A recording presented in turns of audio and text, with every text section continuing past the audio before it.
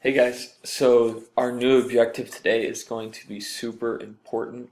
Instead of telling you the exact formula for how you're supposed to write a good argument essay, instead the approach we're going to take from now on is I'm going to tell you the purpose behind each paragraph, and you yourself are going to figure out the best way to structure your paragraph to achieve that purpose. Okay? Before argument essays weren't so strong looking at them. Even if we had the right format, it still was only okay. Now you're going to learn the purpose and get to do it yourself and make really strong arguments. So, what is the purpose of an introduction? So, first you need to grab the reader's attention, which is why I taught you the grabber, so you can continue to use that if you'd like. Secondly, you need to let the reader know overall what you're trying to prove. To do this correct, make sure that you read the prompt a couple of times to really know what you're trying to be addressing. The main mistake I saw is people are writing thesis statements that really have nothing to do with what the prompt actually wants you to write about. Okay. And number three, you want to let the reader know how each paragraph is going to prove that. Is going to prove your overall point. It's going to prove what you're trying to prove from the prompt. Okay, so these are the three things. Don't just write these notes down, actually think about it, right? Internalize. When I'm writing an introduction, what am I really trying to do? Take some time to focus on that. Okay. Once you feel like you understand the purpose behind that, consider the body paragraphs. So what is the purpose of body paragraphs? It is to prove your thesis. Your thesis, you guys should have watched the video if you don't know a thesis, but what a thesis really is it's your opinion, right? It's your opinion with three reasons that prove it. Okay?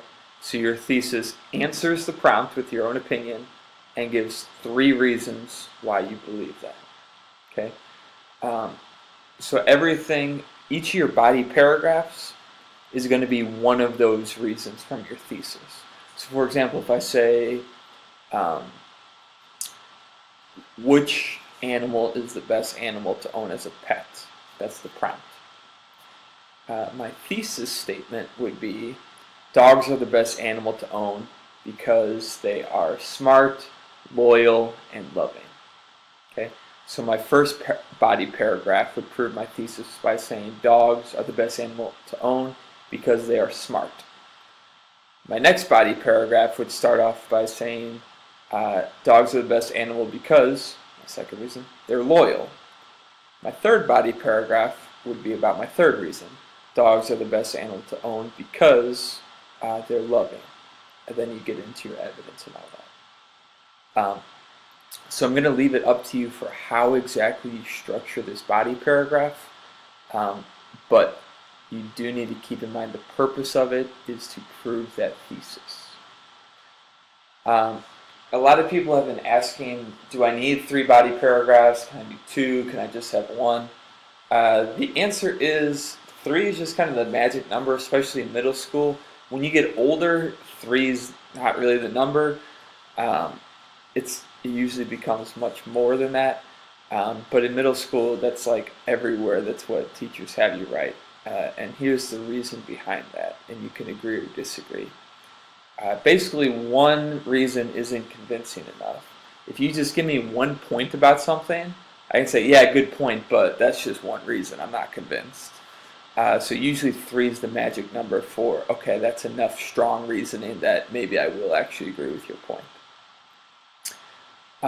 The purpose of evidence. You know, of course, that you need to include evidence in an argument essay in the body paragraphs, but why? Why do you have to?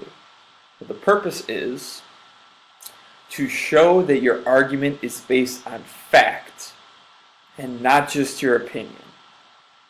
Okay?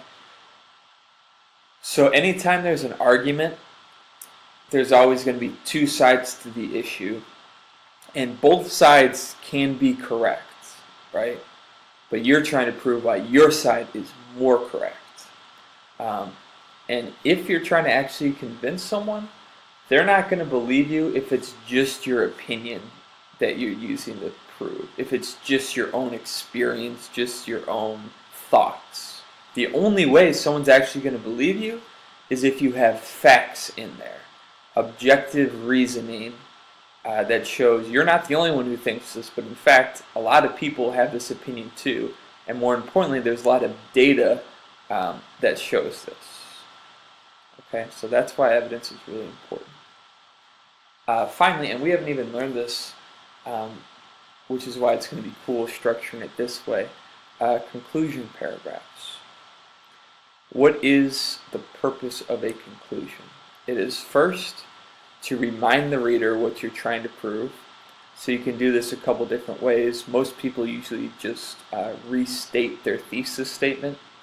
They go back and they start this paragraph just by saying their answer to the prompt plus their 3 reasons. You can do it that way. If you want to do a different way, as long as it achieves this purpose, that is fine. And number 2, you want to leave some type of a powerful statement with the reader. This is where you're trying to really pack a punch, where you're trying to have them, lift their eyes up from their paper and think, oh man, that was pretty cool. That was a good last thought. And that's what they take away with them. Okay? That's how you actually get someone to be convinced and to believe what you're saying. Okay? The whole purpose of an argument is to convince someone that your opinion is correct. Okay? So from now on, however you can achieve this, it is up to you. But for each paragraph, this is the purpose that you're trying to achieve. Think of how you can achieve this purpose in your intro, this purpose in your body paragraphs, and this purpose in your conclusion. Okay? Good luck. Refer back to this checklist if it helps you. Thanks for watching. And more importantly, thank you for listening and really thinking this through. Not just writing it down because it's a note sheet, but think it through so you actually understand it. Okay? Thank you.